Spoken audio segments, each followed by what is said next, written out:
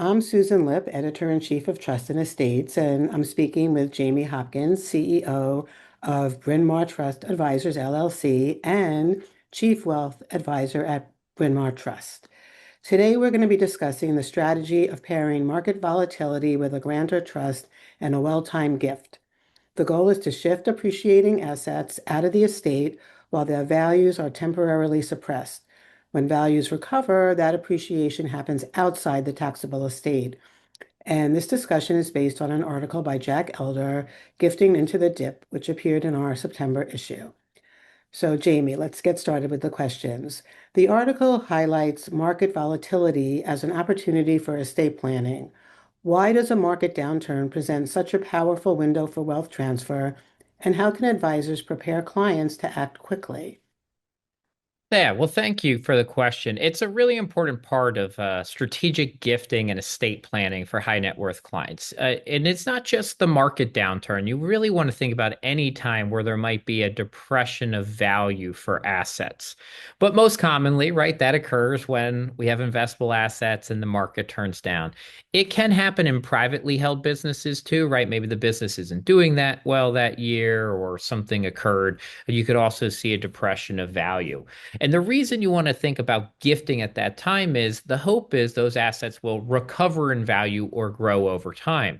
So if one of your goals is to transfer these assets from the owner out of their taxable estate, you want to look for those time periods. Markets down, the assets are depressed in value. So you can kind of get them out at a lower dollar amount. And we'll talk about an example of this to drive it home. But short answer is look for depressed asset values to transfer them during life to keep the taxable estate lower. Okay, well, trusts, including grantor trusts, can play an important role in gifting. Can you walk us through why timing and using a trust for gifting is so critical? Yeah, one of the things in the estate planning world we talk about is getting a grantor retained trust. So, where you're going to continue to pay the taxes as a grantor, but an irrevocable trust set up early. You can make continuous gifts to this over your life and get them out of your estate. The reason in this topic, especially when we talk about market volatility and gifting, it's so important and the timing is so important is because if we have to rush out and try to set up a grantor, right, irrevocable trust tomorrow to transfer during a dip, by the time we get that trust set up and funded, those assets could have already rebounded. As we've all seen, right, we might get a month of a downturn, then all of a sudden, you're right, the market takes back off and we're back up. So having one that's set up and ready to go to take advantage of these depressed asset values is really important. So you want to get this set up before that right market dip occurs or depressed value occurs so that we can act on it right away. It is important to remember, though, to get this out of the estate, it does have to be an irrevocable trust. If it's a revocable trust, it won't work. There's Mhm. other uses for those, but we won't be able to kind of freeze the value of that transfer at that time. All right, let's move on to the question of the step up in basis. So, Yes. one of the challenges of gifting assets during life is losing the step up in basis at death. How should advisors and families think about this trade-off, and what strategies like life insurance or swap powers can help mitigate it? Yeah, this is one of the big downsides, right? We talk about the upside is transferring something to depressed value. But, we also have to look at this rule of lifetime transfers have carryover basis. So let's use this example we'll get to here in a second, but I've got a $10 million investment asset and maybe I only paid $1 million for it. So I've got $9 million of gain in there. If I give that to my kids today, they will take over, carry over my basis of 1 million, which still means they have $9 million of taxes, right, or of taxable assets in that investment. If I were to die though tomorrow and it my kids inherited, they would get a step up in basis to that $10 million and not owe taxes on that kind of spread there. That's really important, right? That could be millions and millions of dollars in this situation.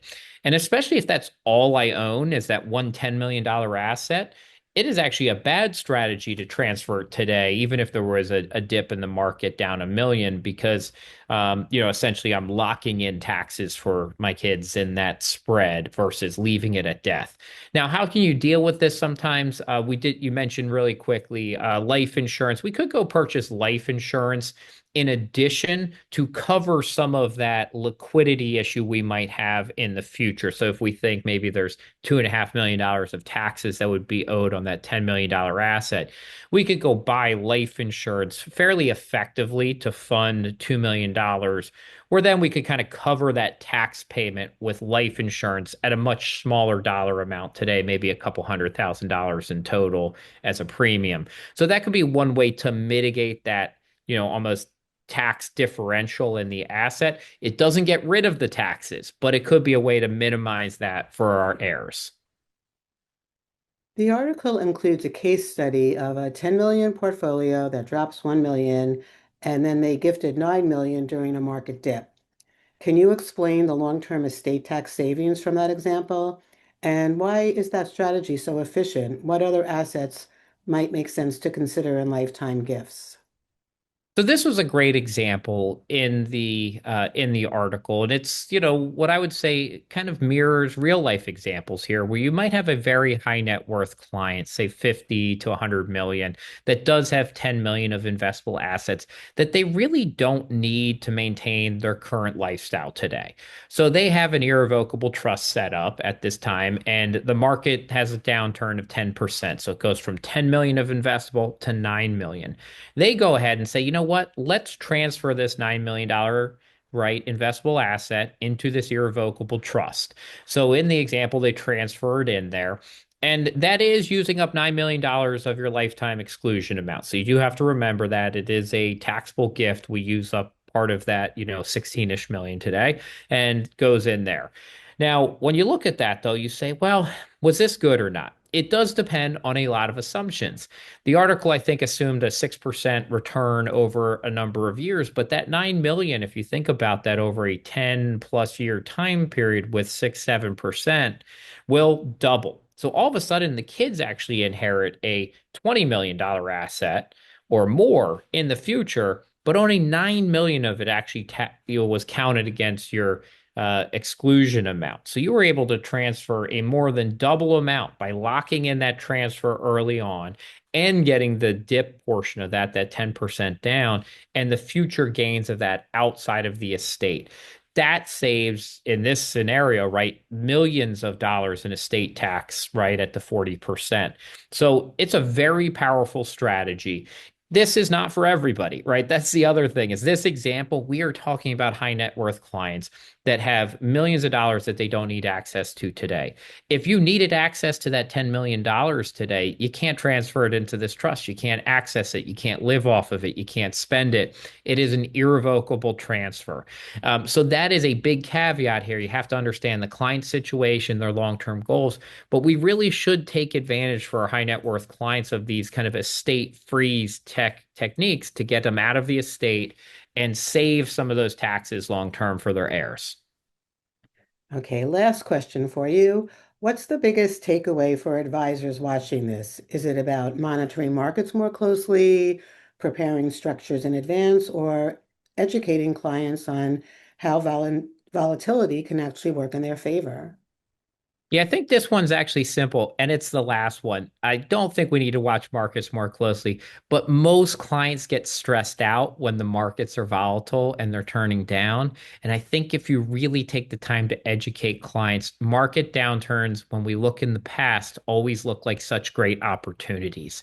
And this is one of those things. If we have these conversations up front, that there are things we can do during downturns, right? Whether it's tax loss harvesting, transfers, gifts, these things can have very good long-term benefits for the clients and not just cause stress during a downturn. We can actually use these to be, hey, Remember when we talked about this gifting? This is a great time now that the markets are a bit choppy. So we can turn a bad situation, a stressful situation for clients into a positive planning situation. I think that to me, that's going to make clients feel so much better when we can actually act on some of these planning conversations during that time period.